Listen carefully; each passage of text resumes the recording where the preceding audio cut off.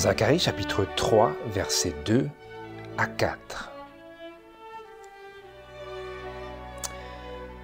Et l'Éternel dit à Satan, que l'Éternel te réprime, Satan, que l'Éternel te réprime, lui qui a choisi Jérusalem.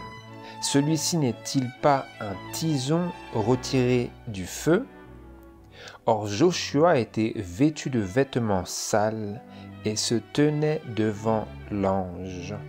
Et l'ange prit la parole et dit à ceux qui se tenaient devant lui, « ôtez-lui ses vêtements sales. » Puis il dit à Joshua, « Vois, j'enlève ton iniquité, et je te revêts d'habits magnifiques. »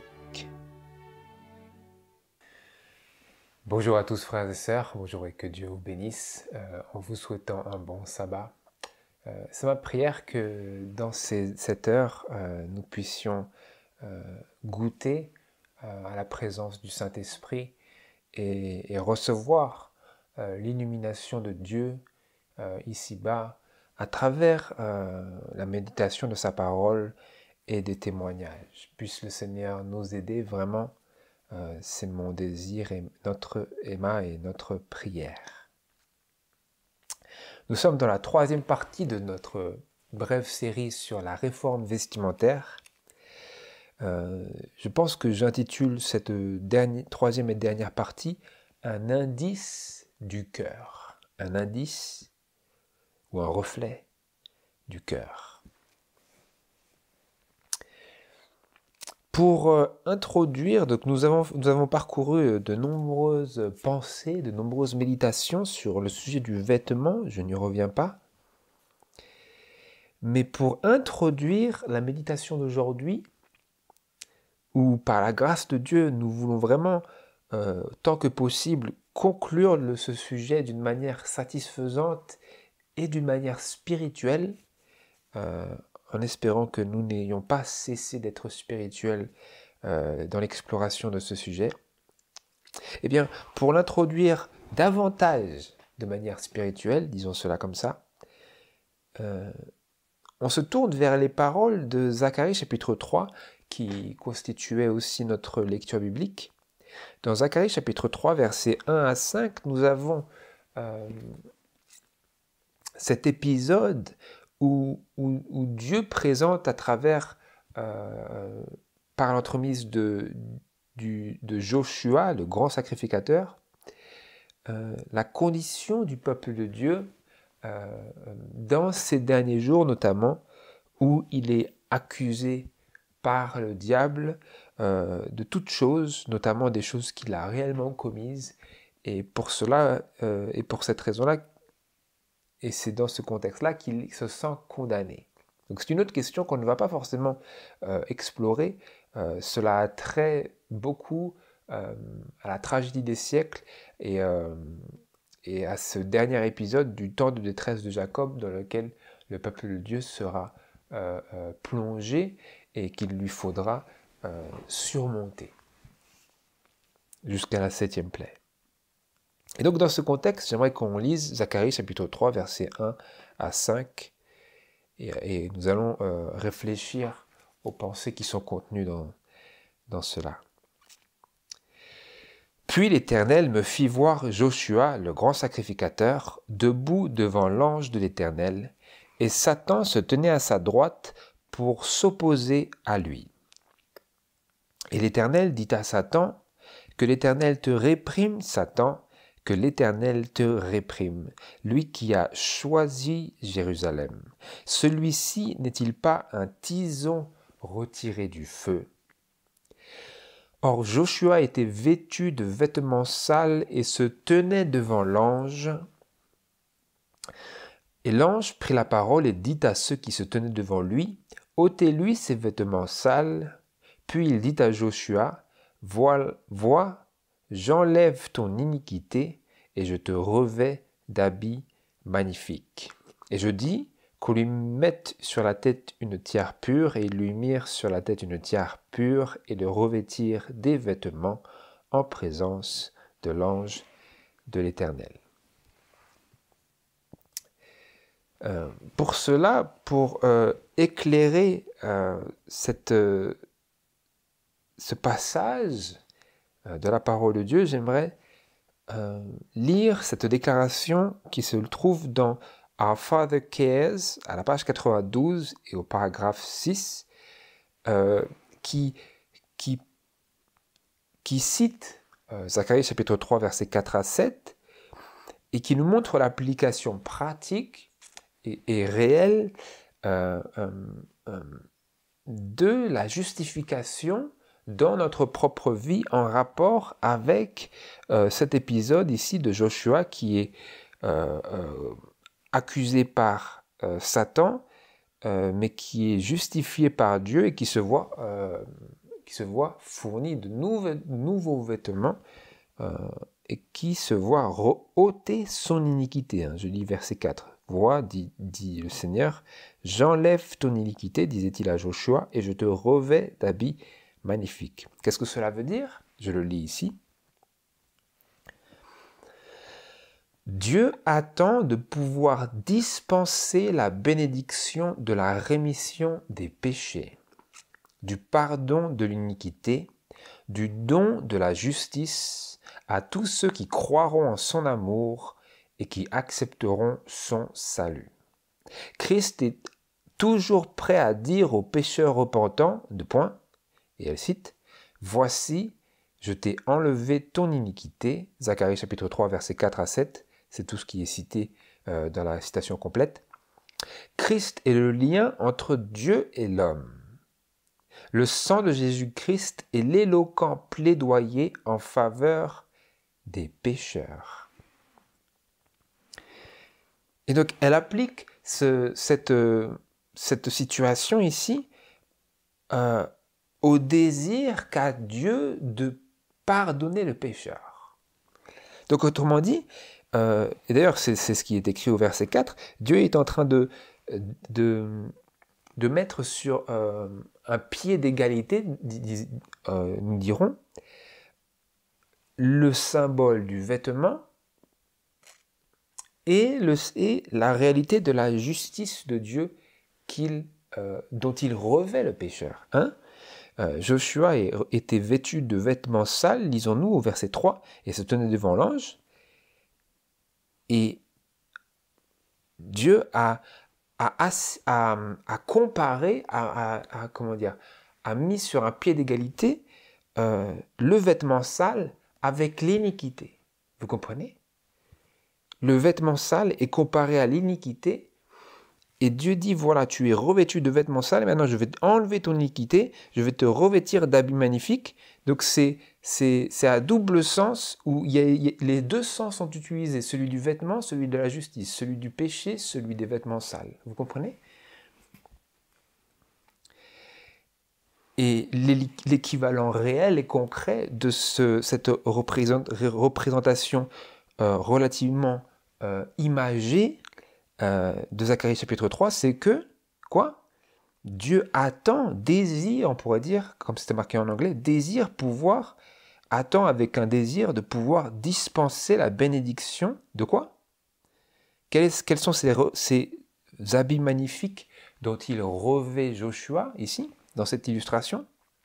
Il attend de pouvoir dispenser la bénédiction de la rémission des péchés, du pardon de l'iniquité, du don de la justice à tous ceux qui croiront en son amour et accepteront son salut.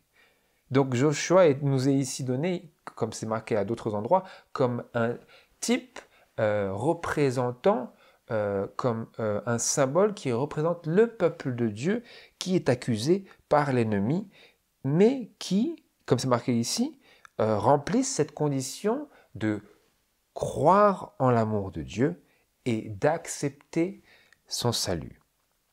Et pour cette raison, nous lisons à ce sujet-là que Christ est toujours prêt, ou comme on pourrait le traduire, Christ est à tout moment prêt à dire aux pécheurs repentants, « Voici, je t'ai enlevé ton iniquité. »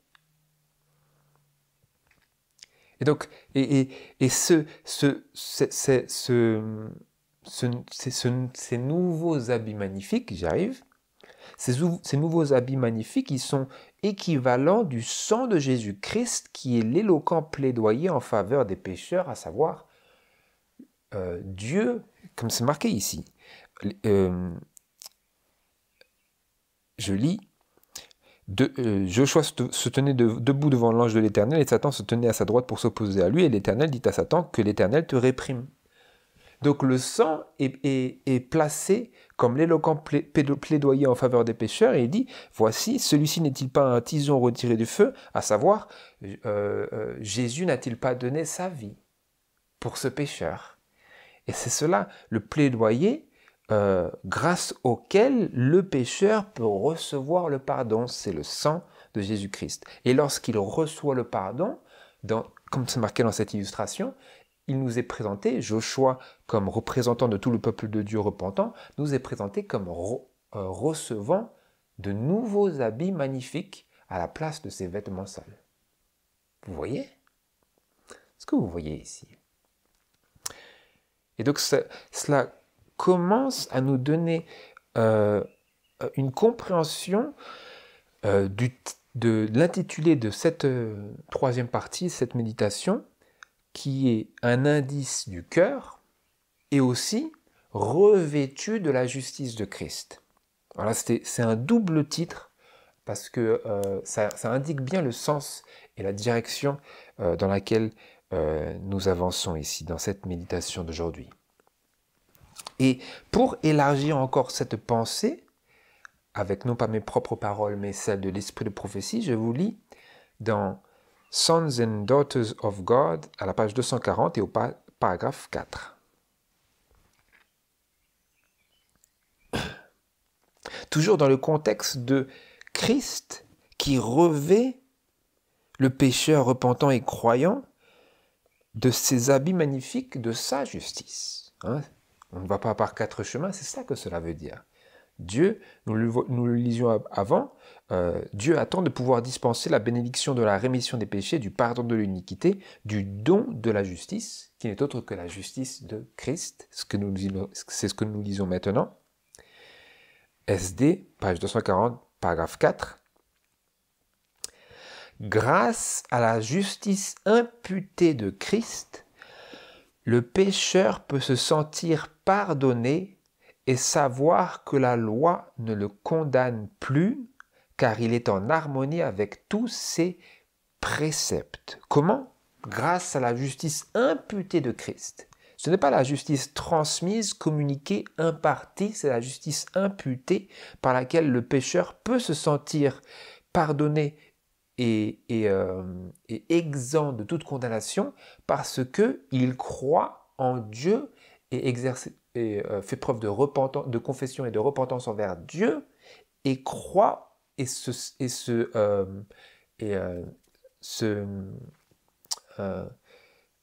réclame des mérites de Christ en sa faveur, non pas de ses propres mérites, mais des mérites de Christ par lesquels il est maintenant considéré comme juste devant Dieu. Comment? Grâce à la justice imputée, c'est-à-dire qu'elle est mise à son nom, sans pour autant qu'il ait fait quoi que ce soit dans ce sens-là. Nous venons à Dieu tel que nous sommes, comme le fameux cantique le dit, tel que je suis, je viens à toi. Et nous obtenons ce que Dieu désire pouvoir dispenser, à savoir la rémission de nos péchés, le pardon de notre iniquité et le don de la justice de Christ, qui est tout d'abord imputé, c'est ce que la parole de Dieu appelle, et l'esprit de prophétie, c'est ce qu'ils appellent la justification par la foi. Simplement par la foi. Toutefois, ce n'est pas tout, mais c'est la base de notre réconciliation avec Dieu. Et tout cela est lié à l'image du vêtement. Je continue. Je relis la phrase pour qu'on ne perde pas la pensée. Grâce à la justice imputée de Christ, le pécheur peut se sentir pardonné et savoir que la loi ne le condamne plus car il est en harmonie avec tous ses préceptes. C'est son privilège de se considérer comme innocent lorsqu'il lit et pense au châtiment qui s'abattra sur les incrédules et pécheurs. Par la foi, il se saisit de la justice de Christ, se reconnaissant pécheur, transgresseur de la sainte loi de Dieu, il se tourne vers l'obéissance parfaite de Christ, vers sa mort sur le calvaire pour les péchés du monde, et il a l'assurance qu'il est justifié par la foi au mérite et au sacrifice de Christ. Il se rend compte que le Fils de Dieu a obéi à la loi en son nom et que la peine de la transgression ne peut pas tomber sur le pécheur croyant. L'obéissance active de Christ revêt le pécheur croyant de la justice qui répond aux exigences de la loi. C'est intéressant parce que donc nous avons la justification ici qui confère au pécheur repentant la justice imputée de Christ par laquelle il peut se sentir justifié devant Dieu et réconcilié avec Dieu et désormais plus en proie à la condamnation de la loi de Dieu. Simplement, l'obéissance active maintenant de Christ, maintenant qu'il est justifié, cette justice imputée de Christ au pécheur par la foi, se transitionne naturellement, sans aucune interruption, vers une obéissance active. Je le lis, l'obéissance active de Christ revêt le pécheur, on est encore en train de parler de cette figure du vêtement, l'obéissance active de Christ revêt le pécheur croyant de la justice qui répond aux exigences de la loi. Donc par la foi, nous venons à Dieu pécheurs et sommes justifiés par la justice imputée de Christ, c'est-à-dire imputée lorsque nous n'avons rien à offrir à Dieu. Et de même, nous restons en communication constante avec Dieu par l'obéissance active de Christ, qui n'est autre que la justice de Christ, cette fois-ci transmise à travers notre soumission et notre abandon à Dieu pour faire non pas notre volonté, mais sa volonté. Et ceci-là, cette obéissance active de Christ, telle qu'elle nous est présentée par ces mots-là, est également présentée dans tout ce contexte et illustrée comme par une activité de se revêtir de quelque chose. Et elle revêt qui? Elle revêt le pécheur croyant. Pas le pécheur impénitent, pas le pécheur indifférent, pas le pécheur négligent, le pécheur croyant, celui qui par la foi décide de, comme il a reçu le Seigneur Jésus-Christ, de marcher avec lui et en lui. Et ceci nous est présenté dans l'illustration comme une activité de se revêtir et d'être revêtu. Vous voyez? D'où maintenant le sens élargi des paroles de l'ange, qui n'est autre que Jésus, qui disait à Joshua, « Vois, j'enlève ton iniquité et je te revêts d'habits magnifiques. » Ce qui ne veut pas simplement dire qu'il est maintenant justifié par la foi, mais qu'il se voit octroyer et communiquer cette obéissance active de Christ par laquelle nous sommes encouragés et exhortés à marcher par la foi dans l'obéissance à tous les commandements et aux ordonnances de Dieu. Donc ça, c'était pour notre, j'allais dire, brève introduction. Mais ça nous permet, vous voyez, frères et sœurs, de discerner que la question du vêtement, parce que Dieu fonctionne beaucoup par des illustrations, mais quand bien même les illustrations sont des illustrations, souvent dans la parole de Dieu, ces choses-là même qui sont des illustrations sont également des réalités. Vous voyez? Donc, la manière dont Dieu fonctionne, c'est que souvent son symbolisme n'est pas juste une voie transitoire prête à être abolie afin de ériger la chose qu'elle symbolise, mais elle est à la fois une réalité que Dieu demande aux pécheurs de la même manière que la chose qu'elle est censée symboliser. Ce que je veux dire par là, c'est que vous voyez à travers cette suite logique de l'inspiration que l'on vient de parcourir, que notre vêtement n'est pas une simple affaire superficielle. Ce n'est pas une question de forme, comme le serait peut-être un code vestimentaire d'école privée. Vous savez, il y a ces écoles, elles sont peut-être pas si nombreuses que cela, en France ou dans d'autres contrées, où il y a un dress code, comme on appelle ça en anglais, un code vestimentaire que les enfants sont tenus de suivre et selon lequel, en harmonie avec lequel les enfants sont tenus de s'habiller. Ils doivent suivre un code vestimentaire. Mais ici, la question du vêtement dans la Bible et dans l'esprit de prophétie, ce n'est pas cela du tout. C'est autre chose. Et à travers la lecture de la parole de Dieu et des témoignages, nous voulons aujourd'hui pouvoir distinguer clairement et personnellement, et en avoir des convictions personnelles, nous voulons pouvoir distinguer les ramifications hautement spirituelles du vêtement dans notre vie chrétienne. Donc c'est l'objectif de notre méditation et je prie que Dieu m'aide et nous aide dans ce sens.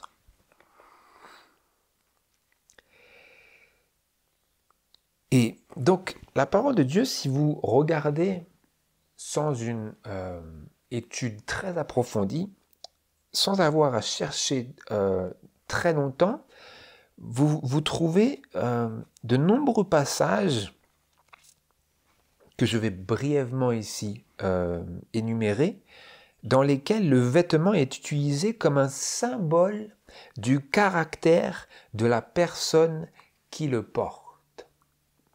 Je répète, dans ces passages ici clés que je vais énumérer et nous lister, nous voyons dans la parole de Dieu que le vêtement est utilisé comme un symbole du caractère de la personne qui le porte.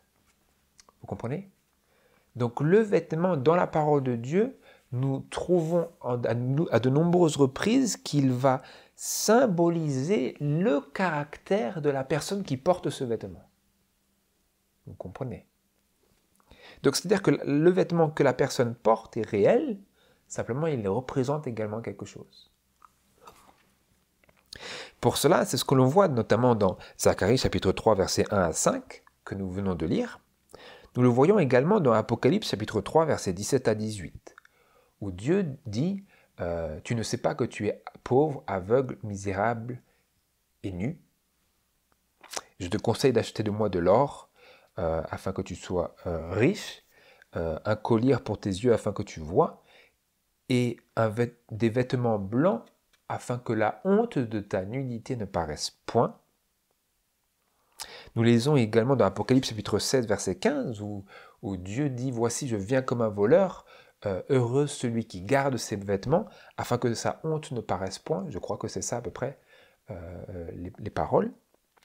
Nous lisons également dans Matthieu chapitre 22, versets 11 à 12, au sujet du vêtement de noces dont ceux qui viennent à ce fameux banquet de ce maître de la maison sont tenus de se revêtir. Le vêtement de noces, il faut qu'ils aient ce vêtement, et il y a une personne qui rentre dans le banquet et qui n'a pas ses vêtements, et le maître de maison lui dit qu'il lui demande comment est-ce qu'il a pu rentrer sans ses vêtements. Ce qui est une représentation de vouloir entrer dans l'Église sans être revêtu de la justice de Christ. Nous lisons également dans Romains chapitre 13 verset 14, Éphésiens chapitre 4 verset 21 à 24, Galates chapitre 3 verset 27, Colossiens chapitre 3 verset 9 à 12 et 14, et Job chapitre 29, verset 14. Donc dans votre temps, je vais peut-être les marquer ici, je vous invite à parcourir ces versets afin de pouvoir avoir une vision large de ce que la Bible et comment la Bible utilise le symbole du vêtement pour représenter le caractère. Je vous laisse cela dans votre temps libre. Mais maintenant, pour nous permettre d'avancer dans notre méditation aujourd'hui, j'aimerais lire la déclaration suivante qui se trouve dans Évangéliser, à la page 244, paragraphe 2.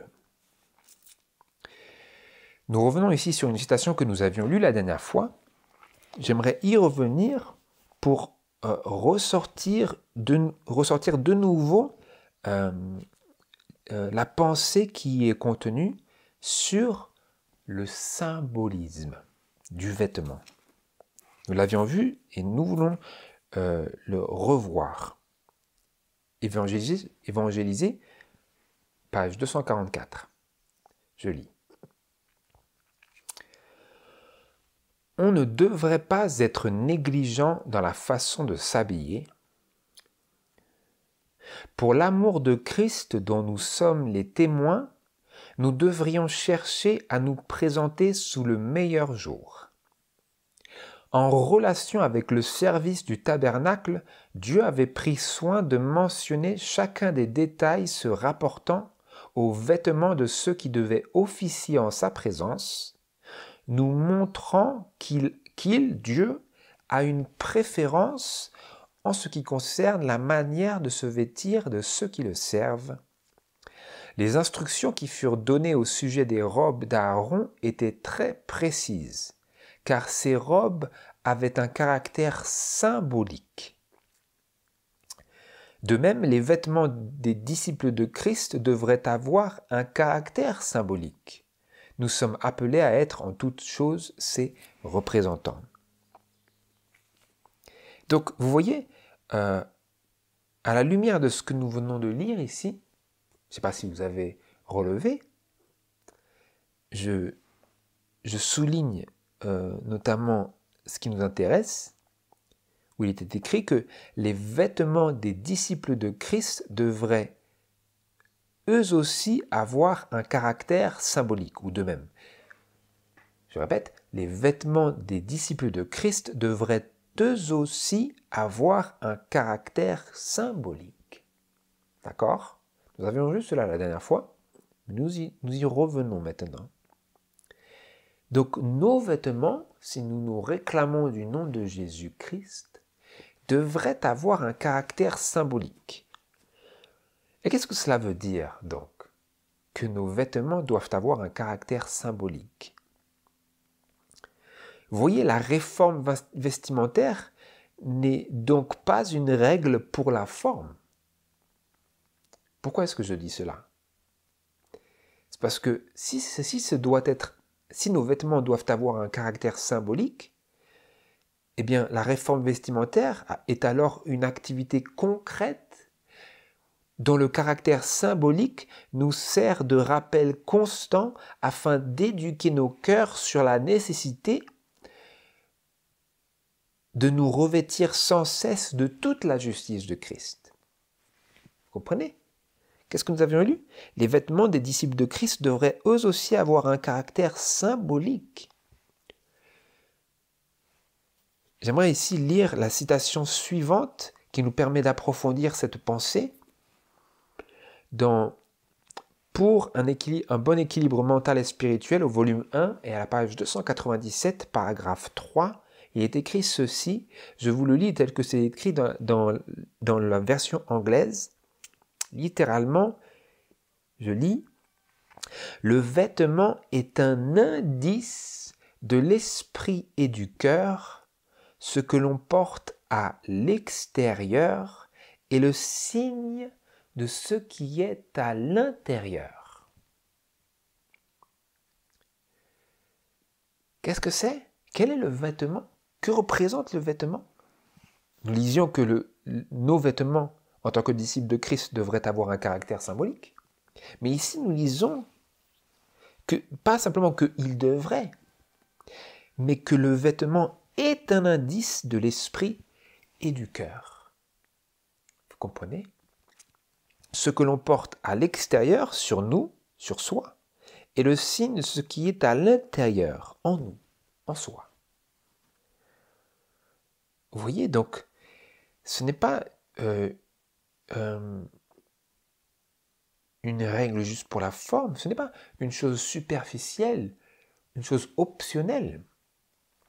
Parce que le vêtement est un indice de l'esprit et du cœur. C'est-à-dire que le vêtement va indiquer, notre vêtement, la façon dont nous revêtons, dont nous nous habillons, que nous le voulions ou pas, va indiquer de manière intransigeante ce qu'il y a dans notre esprit, notre cœur. Notre vêtement va indiquer nos affections, va indiquer nos penchants, va indiquer notre direction. Si nous avons une direction vers le ciel, alors nos pensées sont vers le ciel et notre vêtement, si nous comprenons la leçon que nous sommes en train d'explorer ici, notre vêtement alors révélera notre condition du cœur. Si, de l'autre côté, nous avons un cœur charnel, nous ne sommes pas convertis, nous complaisons dans le péché, eh bien, il se peut que notre vêtement également reflète cela. Ce n'est pas obligé, parce qu'il est possible que nous nous revêtions des ornements du sanctuaire, mais que nous soyons trouvés sans la justice de Christ. C'est aussi possible. L'esprit de prophétie dit d'ailleurs cela.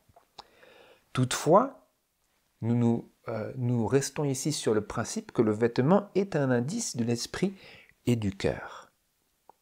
Il se peut que nous portions un faux indice qui puisse donner l'impression à l'œil extérieur que nous sommes justes, comme l'étaient par exemple les pharisiens, mais cela n'est en aucun cas une excuse pour nous revêtir d'une manière qui serait un indice d'un esprit non consacré et non sanctifié. Comme Joshua était revêtu de vêtements sales. Et donc, le vêtement est généralement parlant un indicateur fidèle de la condition du cœur, à savoir de l'esprit, de la personne. Et en anglais, c'est un index. Et c'est intéressant parce que un index, c'est ce qu'on appelle en français le sommaire, la table des matières. Et donc, le vêtement est un peu comme une table des matières, un sommaire de qui nous sommes. De la même manière que dans un livre, si vous regardez le sommaire, ici par exemple, est-ce que je vais en trouver un ici? Non, ici j'en ai pas, voyons voir. Bon, là j'en ai pas, mais si je regarde dans un autre livre, par exemple, on va donner l'illustration. Là, il y a la préface, vous voyez, là, il y a la préface avant, et ensuite, ici, vous avez le sommaire, la table des matières. Vous avez tous les chapitres, vous comprenez? Ça, c'est le sommaire. On appelle ça en anglais un index.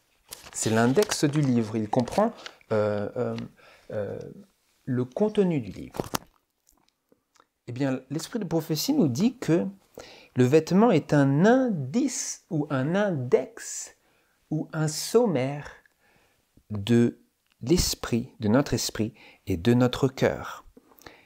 Et donc, le vêtement va, généralement parlant, nous dire ce qu'il y a dans le livre que nous sommes.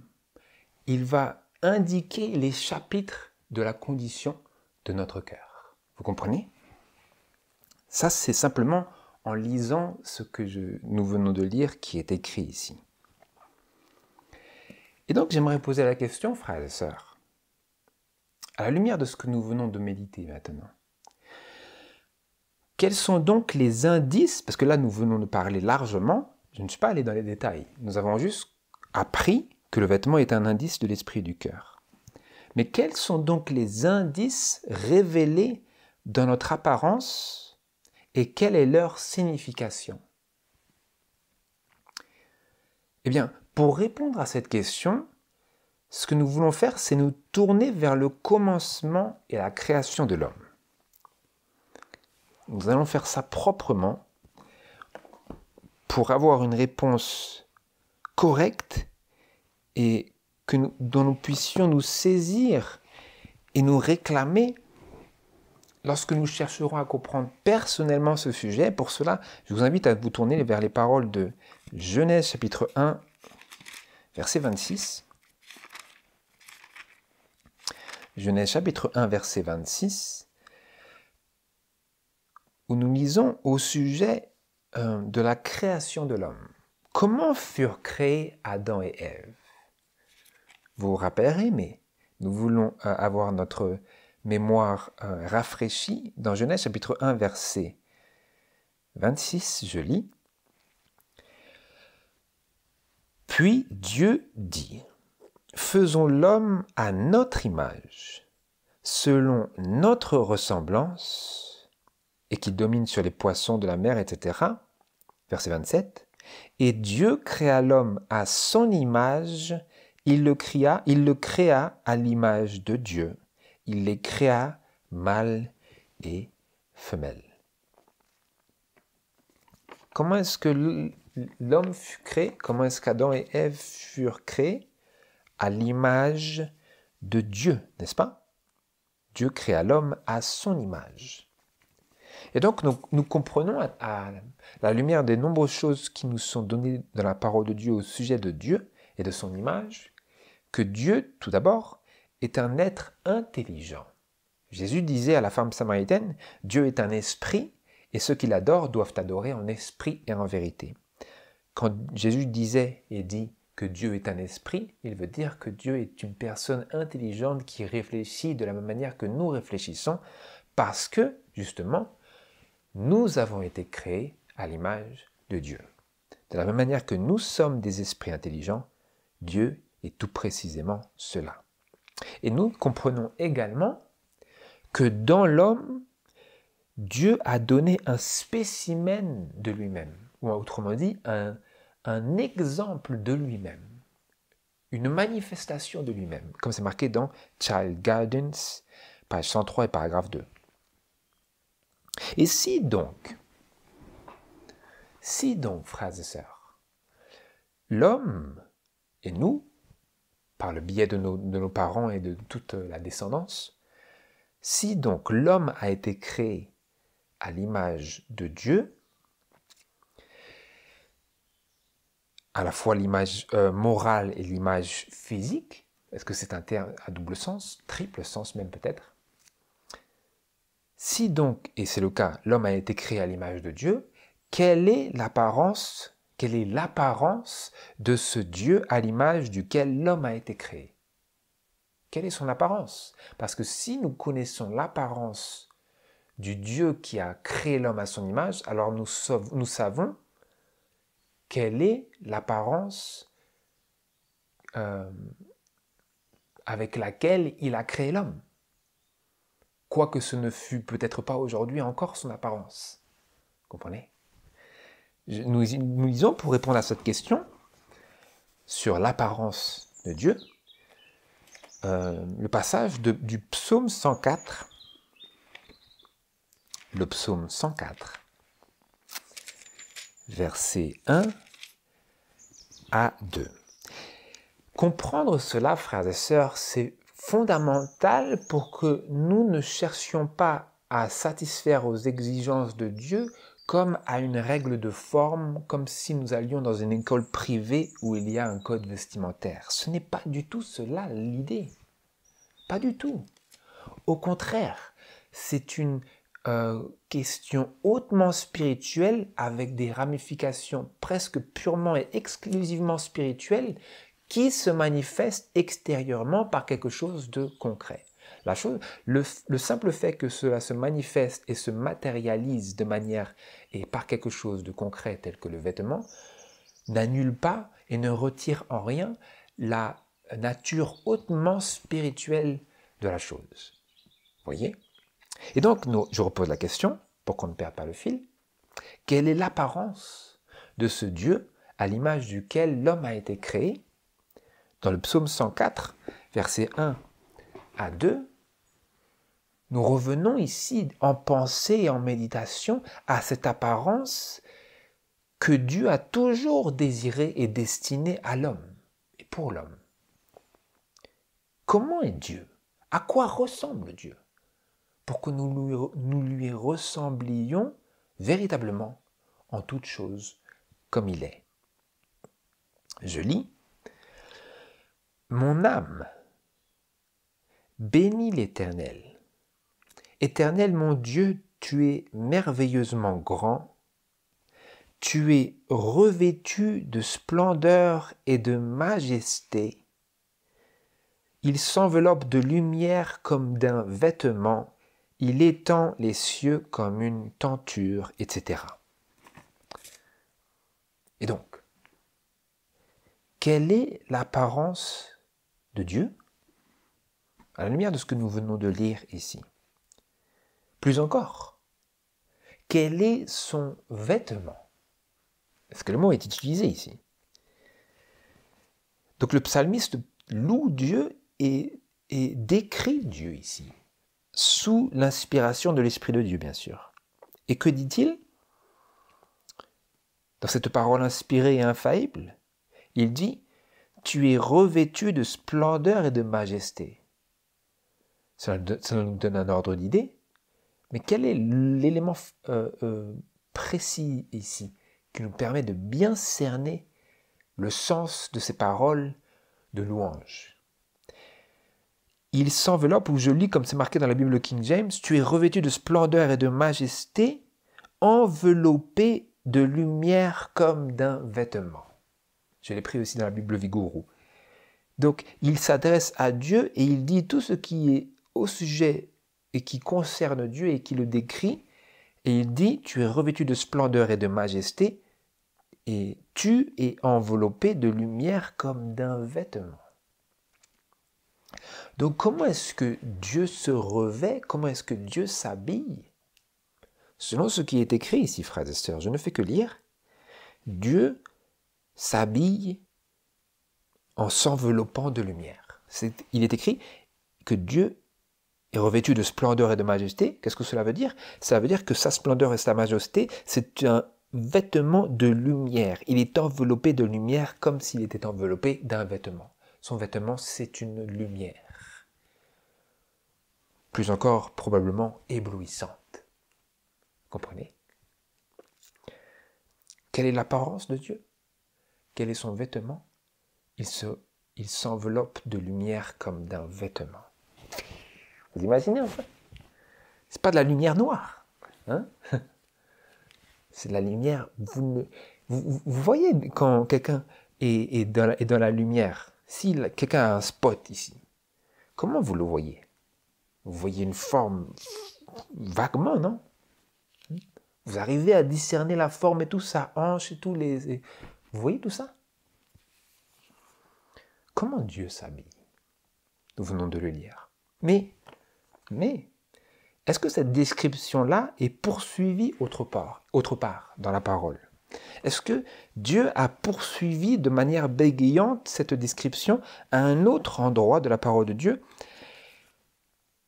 par lequel nous puissions réfléchir davantage?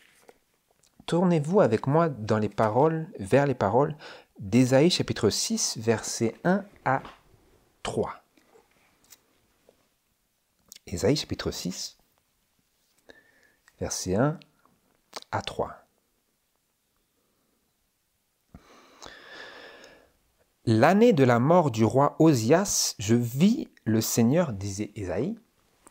L'année de la mort du roi Osias, je vis le Seigneur assis sur un trône haut et élevé. Donc en vision, il eut cette vision de Dieu. Dans le ciel notamment ici, parce que c'est sur un trône. Je vis, disait-il, le Seigneur assis sur un trône haut et élevé, et les pans de son vêtement remplissaient le temple. Des séraphins se tenaient au-dessus de lui, et chacun d'eux avait 6 ailes. De 2 ils couvraient leur face, de 2 ils couvraient leurs pieds, et de 2 ils volaient. Ils criaient l'un à l'autre et disaient « Saint, Saint, Saint est l'Éternel des armées. Toute la terre est pleine de sa gloire.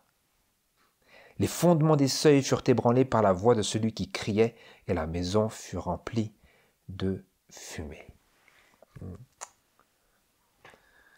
Et après, qu'est-ce que Ésaïe dit? Est-ce que Ésaïe commence à dire « Ouah, je loue le Seigneur » Ésaïe dit « Alors je dis, malheur à moi, je suis perdu » etc. Apparemment, il ne faisait pas ce qu'on fait dans notre grand optimisme. Quand Ésaïe vit en vision la gloire, la splendeur et la majesté de Dieu, il commence à dire malheur. Oh là là, j'ai dit tellement de bêtises dans ma vie. Que disait-il? Car je suis un homme dont les lèvres sont impures, et je demeure au milieu d'un peuple dont les lèvres sont impures, et mes yeux ont vu le roi, l'Éternel des armées. C'est une méditation en soi que je laisse ouverte ici à nos moments personnels. Mais pour le cadre de notre méditation, j'aimerais revenir au verset 1. Que lisons-nous au sujet de ce Dieu à l'image duquel nous avions été originellement créés et formés? Quelle est son apparence? Ésaïe vit le Seigneur assis sur un trône haut et élevé, comme il était à cette période-là, dans le lieu saint du sanctuaire céleste, comme il l'est désormais dans le lieu très saint de ce même sanctuaire. Et que vit-il? Il le vit assis sur un trône, et les pans de son vêtement remplissaient le temple. Ah ouais. Parce que, rappelez-vous, il s'enveloppe de lumière comme d'un vêtement. Donc, il n'est pas contraint par la problématique du fait qu'il puisse trébucher sur son vêtement. Vous comprenez? Donc, Dieu peut faire son vêtement aussi long qu'il veut. Vous voyez? Et comment le veut-il long? S'il peut le faire aussi long qu'il veut, il le veut tellement long que les pans de son vêtement remplissent le temple. Vous voyez ici. Que disait le psalmiste? Mon Dieu, tu es merveilleusement grand, tu es revêtu de splendeur et de majesté. Tcha, tcha, tcha. Et donc, quand il est décrit les pans de son vêtement, c'est littéralement les pans de sa robe. Comme dans les temps anciens, en Orient, au Moyen-Orient, et dans d'autres pays aussi, maintenant de l'Asie, ils s'habillent, même les hommes, d'une robe qui n'est pas la même que celle des femmes, mais c'est comme ça qu'ils s'habillent. Et c'est ça qui est décrit ici. C'est la robe d'un homme, mais qui est si longue, si grande qu'elle remplit tout le temple. Et il va sans dire que sa robe est longue, très longue, une robe magnifique de lumière par laquelle il est impossible de discerner la forme de son corps, sans parler de ses chevilles, de ses mollets ou de ses genoux. Et quand nous réfléchissons, frères et sœurs, à ce Dieu au sujet duquel les séraphins, en sa présence, et vis-à-vis duquel les séraphins qui sont en sa présence se couvrent, possédant 6 ailes, se couvrent leur corps de 4, en gardant seulement 2 pour voler, et qui s'écrit, et concernant lequel il s'écrit Saint, Saint, Saint, et l'Éternel des armées. Est-ce que vous pensez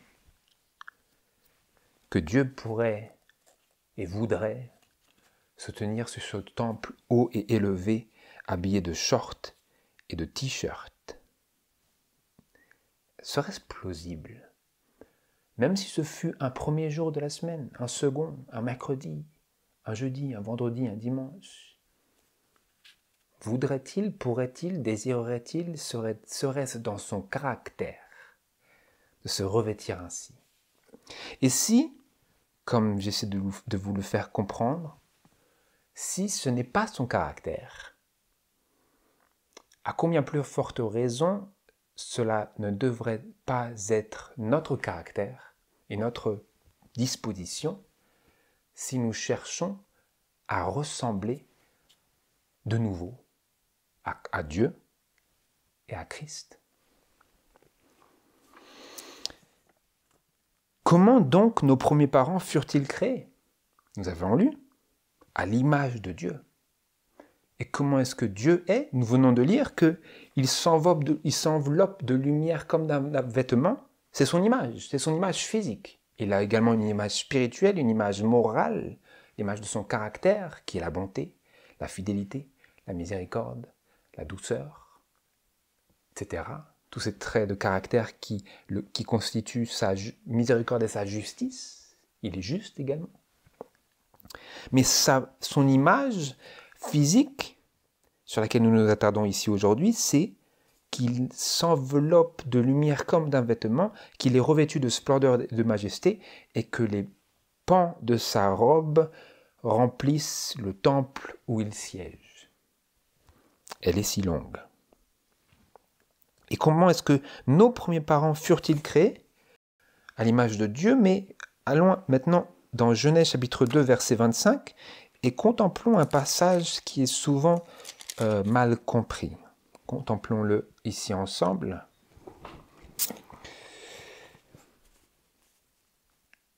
Genèse chapitre 2, verset 25, il est écrit: Or Adam et sa femme étaient tous deux nus, et ils n'en avaient point honte. Je relis. Adam et sa femme étaient tous deux nus. Ils étaient tous les deux tout nus, mais ils n'en avaient point honte.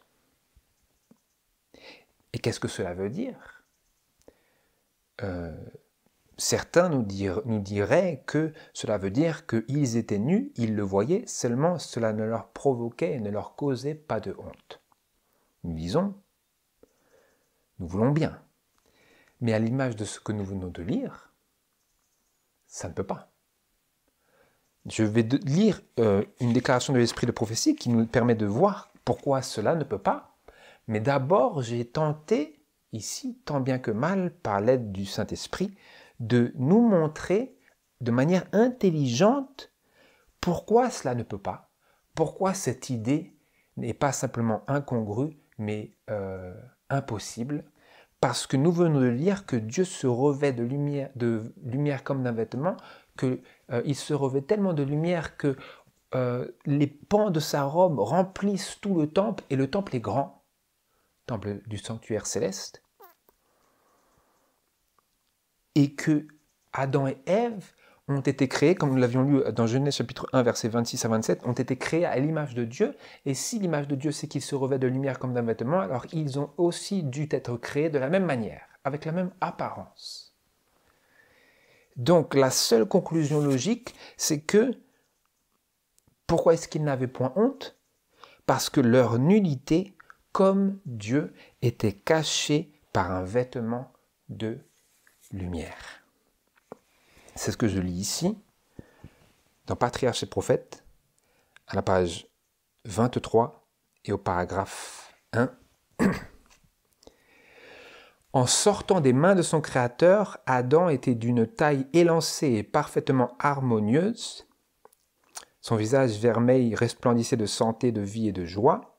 Dans son innocence, le premier couple ne portait aucun vêtement artificiel. Dans son innocence, ce que nous venons de lire, ils étaient tous deux nus, mais ils ne portaient aucun vêtement artificiel. Ils étaient vêtus, ainsi que les anges, d'un voile de lumière et de gloire qu'ils conservèrent aussi longtemps qu'ils restèrent obéissants à Dieu. Donc nous venons de le lire dans l'esprit de prophétie. Ils n'avaient aucun vêtement artificiel, toutefois ils n'étaient pas nus. La raison pour laquelle ils n'avaient point honte, c'est parce qu'ils étaient vêtus d'un voile de lumière et de gloire. Tout comme les anges en ont. Les anges également sont revêtus comme ça, parce qu'ils ont été également, dans une moindre mesure peut-être, créés à l'image de Dieu. Vous comprenez? Dieu a dans son cœur, non pas de créer des êtres inférieurs à lui, mais des êtres qui puissent le comprendre. Vous comprenez? Être familiarisé avec sa nature et son apparence, qui puissent s'identifier en Dieu. Vous voyez? Et donc, il leur donna le même privilège qui était le leur, celui d'être revêtus de lumière. Donc c'est un privilège, notez bien. C'est un privilège. C'est pas un fardeau. Sauf si nous n'aimons pas cet indice du cœur qui représente un cœur que nous n'avons pas. C'est la difficulté. Nous ne voulons pas la croix parce que notre cœur est ailleurs. Je poursuis. Et qu'est-ce qui s'est produit après la chute qui nous permet ici de faire un lien entre l'expérience de nos premiers parents et la nôtre par laquelle nous arrivons à faire du sens et progresser vers la réponse à notre question initiale? Nous allons y aller. Genèse chapitre 3, versets 7 à 10. Donc nous avons lu, comme c'est marqué dans cette déclaration, dans son innocence, d'Adam et Ève, le premier couple ne portait aucun vêtement artificiel, ils étaient vêtus d'un voile de lumière et de gloire. Ça, c'était dans leur innocence. Ils n'avaient point honte. Ils étaient nus, mais ils n'avaient point honte, parce qu'ils étaient revêtus de lumière. Maintenant, Genèse chapitre 3, verset 7, je lis. Après qu'ils eurent péché, après qu'Ève eut mangé de l'arbre de la connaissance du bien et du mal, et qu'elle en eut pris de son fruit et qu'elle en donna aussi à son mari auprès d'elle et qu'il en mangea, après cela, verset 7, je lis, « Et les yeux de tous deux s'ouvrirent, et ils connurent qu'ils étaient nus. Et ils cousirent des feuilles de figuier et se firent des ceintures. Et ils entendirent la voix de l'Éternel Dieu qui se promenait dans le jardin au vent du jour. Et Adam et sa femme se cachèrent de devant la face de l'Éternel Dieu au milieu des arbres du jardin. Et l'Éternel Dieu appela Adam et lui dit, « Où es-tu » Et Adam répondit, « J'ai entendu ta voix dans le jardin et j'ai craint parce que je suis nu et je me suis caché. » Donc, est-ce que vous voyez ici le transfert d'affection et d'émotion qui a eu lieu après la chute de nos premiers parents? Et notez bien ici que leurs yeux s'ouvrirent et ils connurent quelle était leur nudité qu'ils n'avaient jusqu'ici pas connue parce qu'ils étaient revêtus de lumière. En ce sens-là, leurs yeux s'ouvrirent et ils cherchèrent, étant maintenant nus, parce qu'ayant perdu ce voile de lumière et de gloire, ils cherchèrent à combler ce manque de revêtement. Donc de toute évidence, leur nudité, ce que j'avais écrit, leur nudité et la nudité en général engendra la honte. C'est la raison précise pour laquelle ils se cousirent des feuilles de figuier et se firent des ceintures pour chercher à se rapprocher le plus possible avec leurs faibles moyens et leurs conditions pécheresses de leur état précédent dans lequel on ne voyait pas leur nudité. Et nous voyons d'ailleurs que, c'est ce que je pense que j'aimerais lire la citation suivante qui nous permet de poursuivre dans Patriarches et prophètes à la page 34 et au paragraphe 1 et le début du paragraphe 2, je lis. Après son péché, Adam eut tout d'abord l'impression qu'il entrait dans une sphère plus élevée.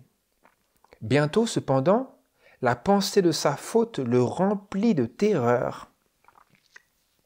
L'atmosphère qui avait toujours été douce et uniforme paraissait glaciale au couple coupable.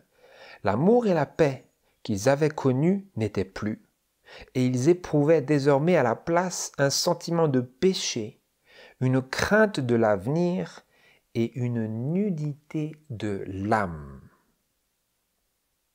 La robe de lumière qui les avait jusque-là enveloppés avait disparu, et pour la remplacer, ils s'efforcèrent de se confectionner un vêtement, car ils ne pouvaient pas, dévêtus, affronter le regard de Dieu et des saints anges. Est-ce que vous comprenez, mes frères et sœurs? Est-ce que vous avez saisi ici les pensées qui sont contenues dans cette déclaration? C'est beaucoup plus que juste la nudité. Qu'est-ce que c'est?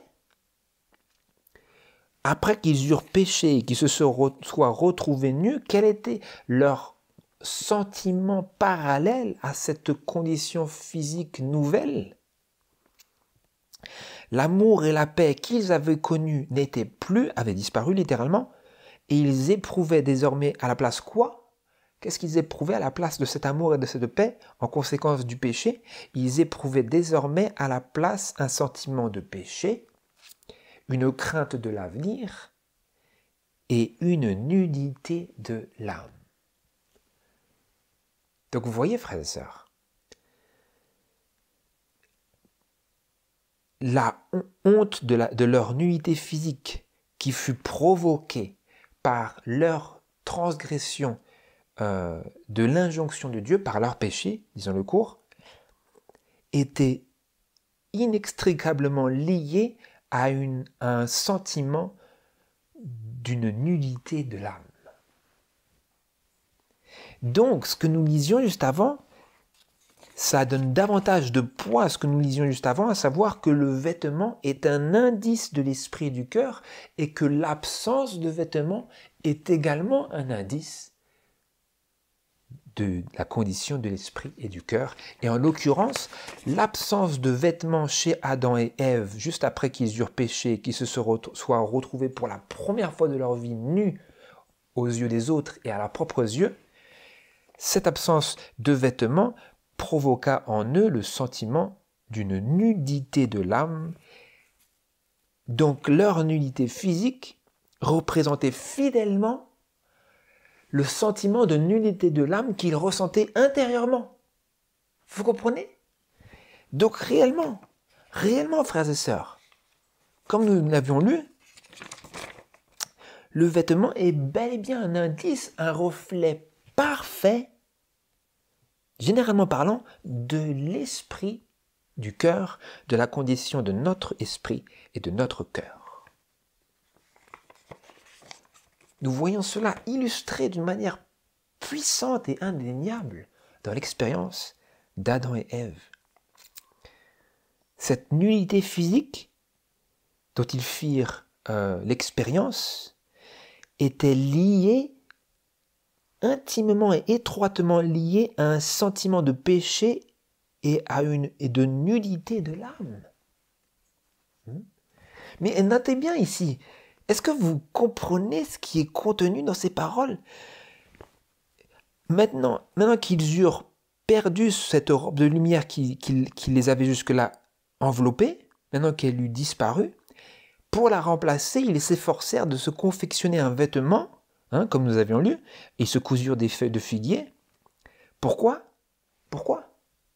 Car ils ne pouvaient, dans le sens où ils n'osaient, ils ne pensaient même pas à, dévêtus, affronter le regard de Dieu et des saints anges.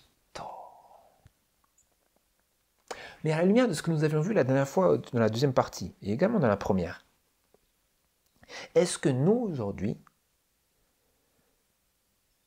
nous avons l'effrontement d'affronter le regard de Dieu et des saints anges tout en étant dévêtus?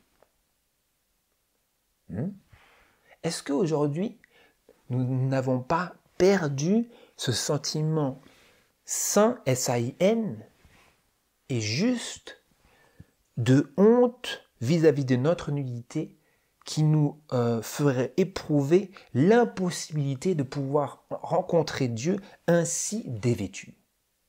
Vous discernez? En réfléchissant au fait que Sir White assimilait la nudité des chevilles à une nudité en soi, sans parler des mollets et des genoux. Et donc, est-ce que nous, aujourd'hui, nous avons perdu le vif sentiment de l'absolue impossibilité d'affronter le regard de Dieu et des saints anges tout en étant dévêtus et en ayant notre nudité exposée? Avons-nous perdu cela? Eux, Adam et Ève, ne pouvaient envisager de se retrouver face à Dieu en étant ainsi dévêtus, pas simplement nus dans leur âme, mais nus dans leur corps. Et je continue. Quelle fut alors leur réalisation, s'étant maintenant retrouvés nus, et quelle devrait être la nôtre? Je lis pour cela cette citation du livre Christ Triumphant à la page 26 et au paragraphe 6.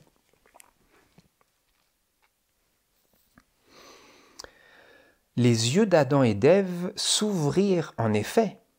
C'est une allusion directe à Genèse chapitre 2 verset 25. Les yeux d'Adam et Ève s'ouvrirent en effet. De Genèse chapitre 3 verset 7. Les yeux d'Adam et Ève s'ouvrirent en effet. Mais à quoi? À la vue de leur propre honte et de leur ruine, à la prise de conscience que les vêtements de lumière céleste qui avaient été leur protection ne les enveloppaient plus, leurs yeux s'ouvrirent au fait que la nudité est le fruit du péché.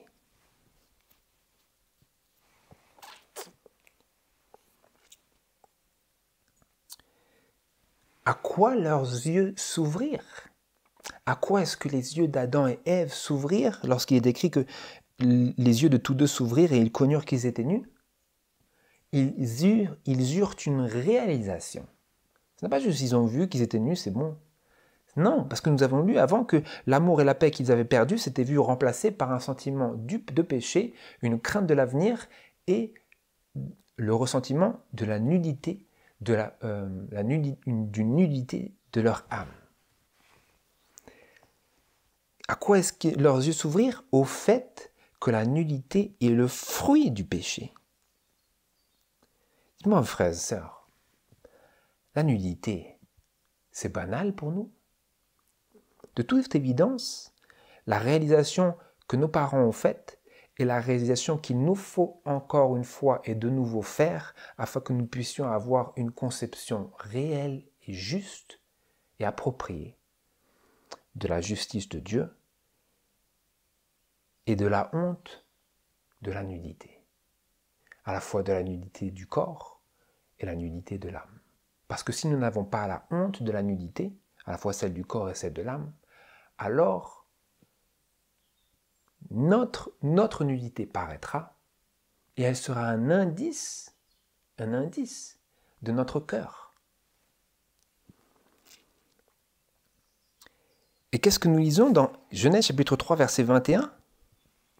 Qu'est-ce que Dieu fit pour remédier cela, cette tragique chute de nos premiers parents et leur sentiment amer de péché, de cette crainte de l'avenir et de ces lourdes préoccupations et de ses conséquences et de leur nullité de l'âme? Dans Genèse chapitre 3 verset 21, je lis: « Et l'Éternel Dieu fit à Adam et à sa femme des robes de peau et les en revêtit. » Nous avions vu cela dans la première partie. Afin de pouvoir faire des robes de peau à Adam et Ève, il y avait besoin d'un sacrifice d'animaux, et ce sacrifice fut accompli clairement en type du sacrifice de Christ que Jean-Baptiste décrivait comme l'agneau de Dieu qui ôte le péché du monde. Et donc, après qu'ils eurent traversé cette séquence de terrible honte, de terribles sentiments d'indécence, c'était plus encore, c'était sentiments de nudité totale de l'âme, de leur âme se sentait nue, dévêtue de justice de Dieu. C'est ça leur sentiment qu'ils avaient.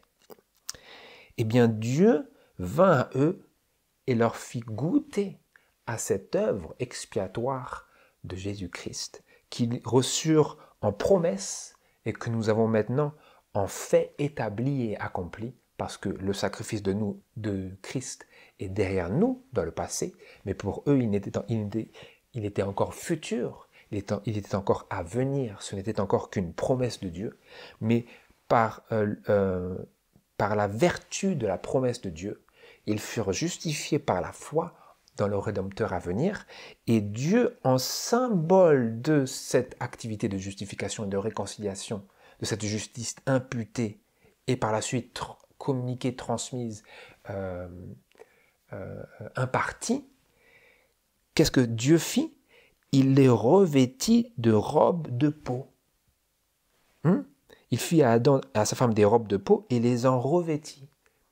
Donc eux, ils s'étaient fait ils s'étaient cousus des feuilles de figuier, des ceintures. Ça n'était pas suffisant, comme nous le disions à de nombreuses reprises dans l'esprit de prophétie. Ça n'était pas suffisant pour couvrir toute leur nudité.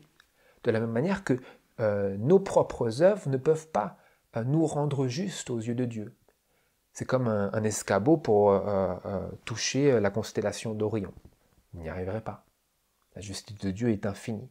Nous avons enfreint cette justice par le péché et nous ne pouvons y parvenir que par les mérites du sacrifice de Christ. Et par aussi cette obéissance active, cette justice transmise par la foi, cette activité de la sanctification. Et donc Dieu a symbolisé tout cela d'une manière concrète aussi, parce que c'était un vrai vêtement, de vraie robe de peau, et est revenu à l'image de Dieu qu'il leur avait destinée dès le début, à savoir celle qui est en harmonie avec son apparence. Donc si Dieu les a ainsi revêtus, c'est-à-dire ne les a pas laissés se promener ainsi vêtus d'habits de feuilles de figuier cousues, alors désire-t-il que nous marchions encore aujourd'hui d'habits qui couvrent de manière équivalente notre nudité, telle que ces feuilles de figuier le faisaient pour nos premiers parents? N'est-ce pas son désir de couvrir toute notre nudité afin que nos vêtements soient véritablement un symbole, aient un caractère symbolique? Symbolique de quoi? Symbolique du fait que nous nous revêtons entièrement de la justice de Christ.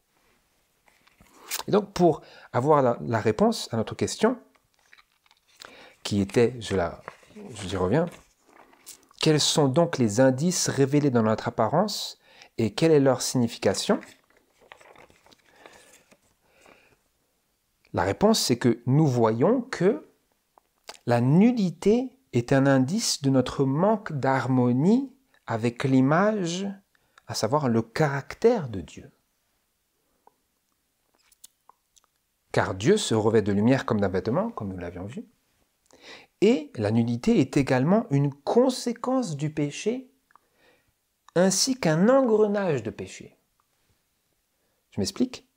La nudité est une conséquence du péché parce que c'est ce que nos premiers parents ont réalisé.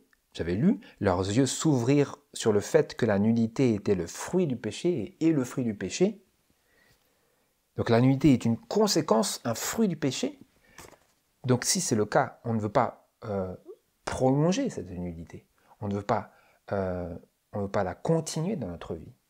On ne veut pas la pratiquer. Et elle est également un engrenage de péché parce que la nudité provoque la tentation, que nous soyons un homme ou une femme. Plus particulièrement pour les femmes, envers les hommes, mais peu importe. La nudité est une conséquence du péché et également un engrenage du péché, c'est-à-dire que, vous savez, les engrenages, c'est des roues comme ça. Donc la nudité, ça fait tourner la roue de la tentation. Tant que nous sommes nus, nous continuons ces rouages de Satan. Nous faisons tourner son mécanisme. Pourquoi? Parce que nous provoquons la tentation provoque le péché en provoque d'autres, etc., etc. Si nous voulons sortir de cet engrenage, il nous faut revenir à l'image, à laquelle nous avons été créés au tout départ. Et l'autre indice, donc ça c'est l'indice lorsque nous sommes nus, voilà ce que ça représente.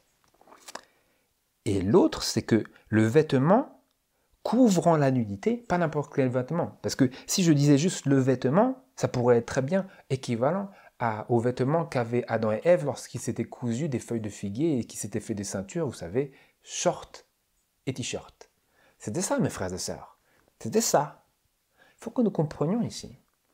Ce que Adam et Ève s'étaient fait, peut-être même plus, hein, c'était short et t-shirt.